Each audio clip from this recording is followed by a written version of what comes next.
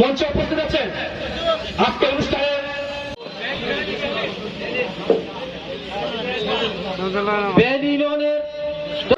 বিপ্লবী আহ্বায়ক জনাব মোবারক হোসেন আহ্বায়ক জনাব আব্দুল মান্নান তালুকদারকে আমাদের মঞ্চে আসার জন্য আমি বিনীত অনুরোধ জানাচ্ছি। আমাদের মঞ্চের পাশে চলে এসেছে।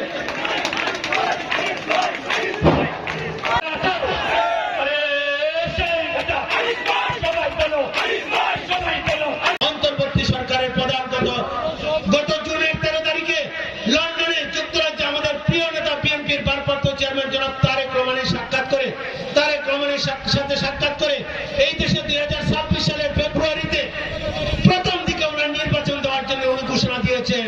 কিন্তু এই দেশের জনগণ যখন নির্বাচন চায়, এই দেশের মানুষ যখন ইলেকশন চায়, এই দেশের মানুষ যখন ভোট প্রদান করতে চায়, এখান থেকে কিছু দলের মানুষ সেই নির্বাচনকে বানচাল করার জন্য পিআর পদ্ধতিতে ইলেকশন চায়, আনুপাতিক হারে ইলেকশন চায়। কিন্তু পিআর পদ্ধতি বাংলাদেশের মানুষ চিনে না, জানে না। পিআর পদ্ধতি হলো এমন একটা কারচুপির নির্বাচন, আবার ডিজিটাল কারচুপির নির্বাচন। আপনি কাকে ভোট দিবেন, কে পাস করবে, সেটার কোনো গ্যারান্টি নাই।